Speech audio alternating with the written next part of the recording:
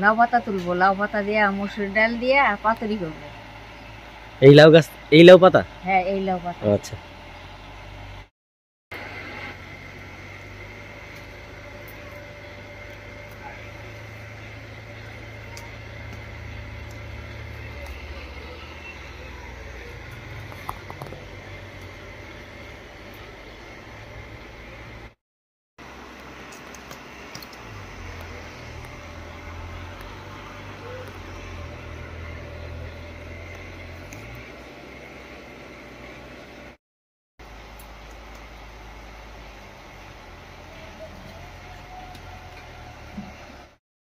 বেশ অনেকগুলোই পাতা তুলে নিয়েছি, আর এই দিয়ে হয়ে যাবে।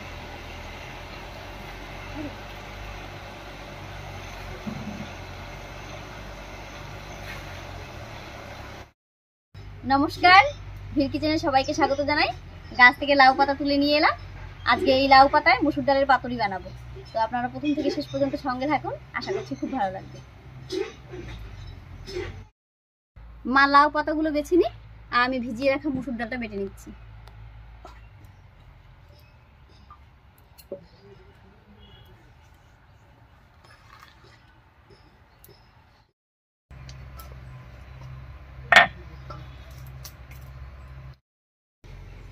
এখানে আমি 1 কাপ মতো মসুর ডাল অনেক আগে থেকে ভিজিয়ে রেখেছিলাম, এবারে বেটে নিচ্ছি।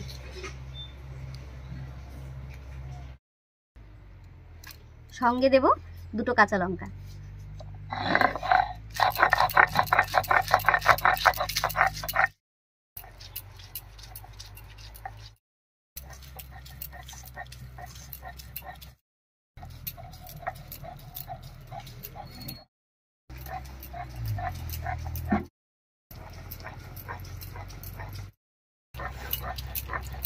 শীতের সময় লাউ পাতা এমনি স্বাদ, তার মধ্যে যদি আরো মসুর ডাল দিয়ে যদি পাতুরি করে তাহলে তো আর কথাই নেই।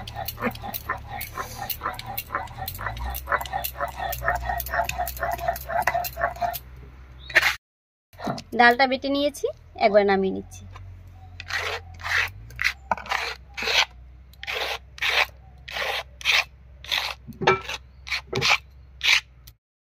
এবারে ডাল বাটার উপরে দেব একটা পেঁয়াজ কুচি, দেব ধনেপাতা কুচি, এবার স্বাদ মতো লবণ আর একটুখানি হলুদ দিয়ে খুব ভালো করে মেখে নেব।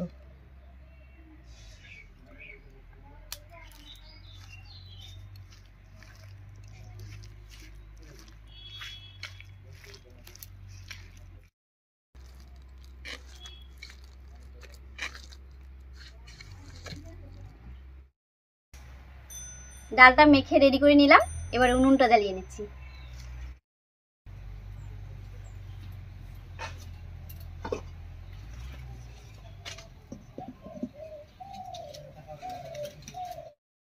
উনুন জ্বালিয়ে কড়াই বসিয়ে দিয়েছি, এবার কড়াইয়ের মধ্যে 1 বাটি জল দেব।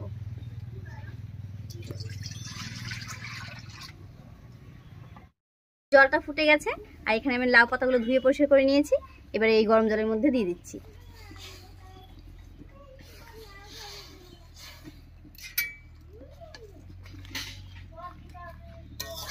দুই মিনিট মতো একটু রেখে নামিয়ে নেব।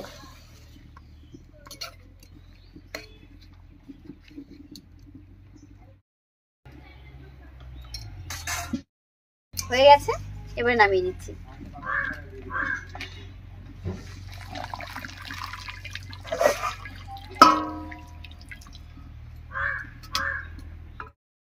এইবার কড়াইতে দিয়ে দেব সরষের তেল।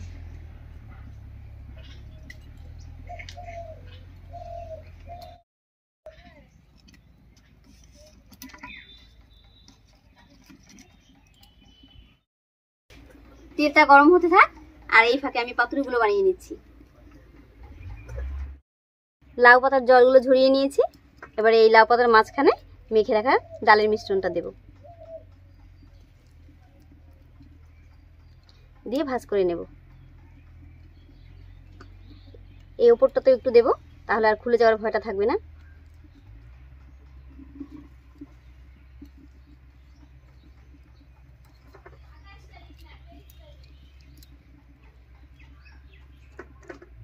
সব দিকেই অল্প অল্প করে দিয়ে দিলাম, এতে করে খেতেও ভালো লাগবে আর লাউ পাতার পাতুরিটা খুলেও যাবে না। একটা তৈরি হয়ে গেল, আর একইভাবে সবগুলো তৈরি করে নেব।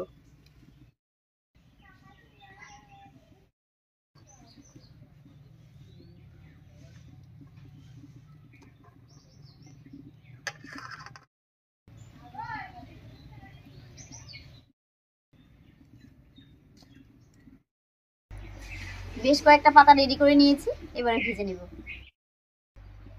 তেল গরম হয়ে গেছে, এবার তেলের মধ্যে দিয়ে দিচ্ছি একটা একটা করে।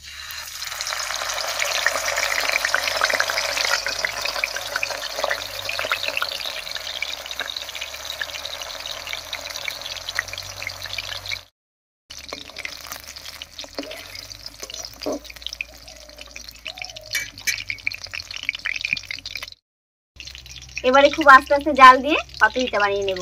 আর এতে করে মসুর ডালটা ভিতরে যে আছে সেদ্ধও ভালো হবে আর খেতেও ভালো লাগবে।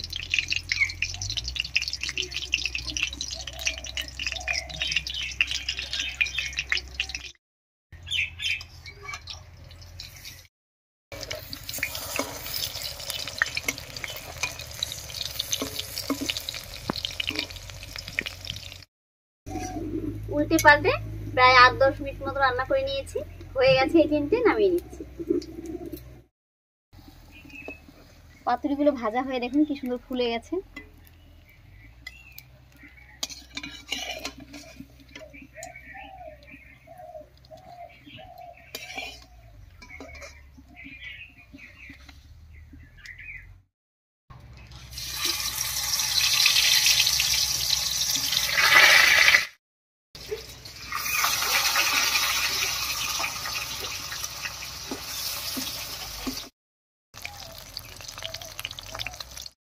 কটাও ভাজা হয়ে গেছে, নামিয়ে নিচ্ছি।